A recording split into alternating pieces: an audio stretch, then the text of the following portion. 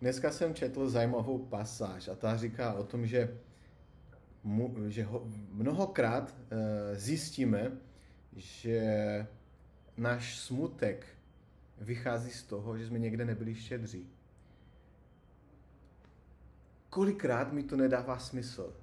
Kolikrát se nad tím snažím se zamyslet a zjistit, kde je ta relace mezi štědrostí a smutkem.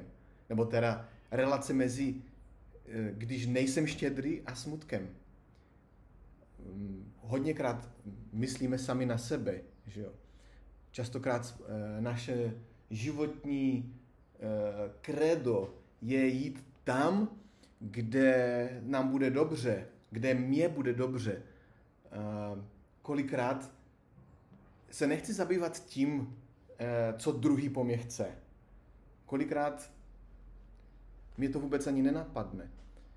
A tím vlastně, že zamykám v sobě ten kanál té štědrosti, tím, že vlastně nemyslím na to, že kolem mě jsou lidi, kteří ne, že něco po mně chtějí, ale že já bych jim mohl něčím usnadnit život.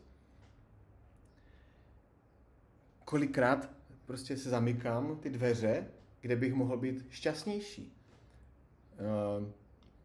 Někteří z nás máme rodiny. Já mám rodinu, já mám dceru a manželku. Kolikrát si říkám, jak jsem zavřený sám v sobě a jak pořád jenom myslím na to, na moji budoucnost a na to, jak potřebuju dodělat mé projekty a jak potřebuju jít určitou cestou v mé kariéře. A zapomínám na svoji rodinu. A zapomínám na to, že oni mě potřebují mnohem víc než nějaká firma.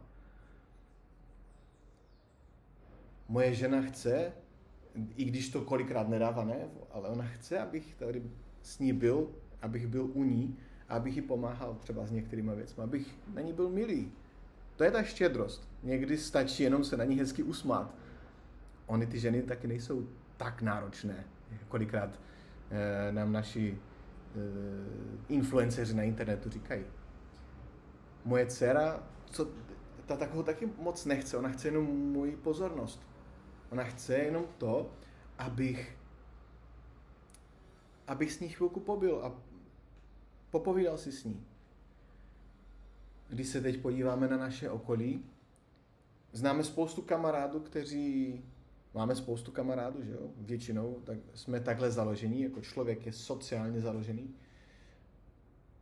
A máme kamarády, se kterými jsme se už dlouho neviděli a kteří tu naši přítomnost taky potřebují. Třeba jim v něčem můžeme pomoct. Třeba jenom to, že si s těma sedneme a že dáme zpátky do pořádku ten náš kamarádský vztah.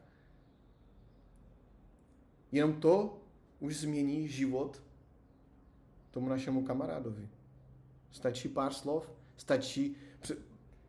zamyslete se nad tím. Zamysleme se nad tím my všichni, i já. Třeba ten kamarád strádá a potřebuje jenom někoho, kdo by ho vyslechl. Není to o tom dávat nějaké rady nebo snažit se přesvědčit, aby někdo zaujal naše životní postoje. Jde jenom o to, aby jsme se jako lidi sedli, popovídali si, dali si pivo a většinou se nám uleví, většinou se těm druhým uleví.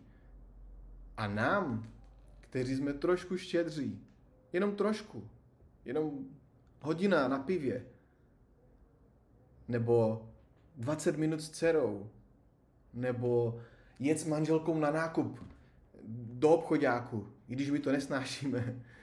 A tak s ní pojedeme, protože jí to udělá dobře a uděláme ty lidi šťastnými.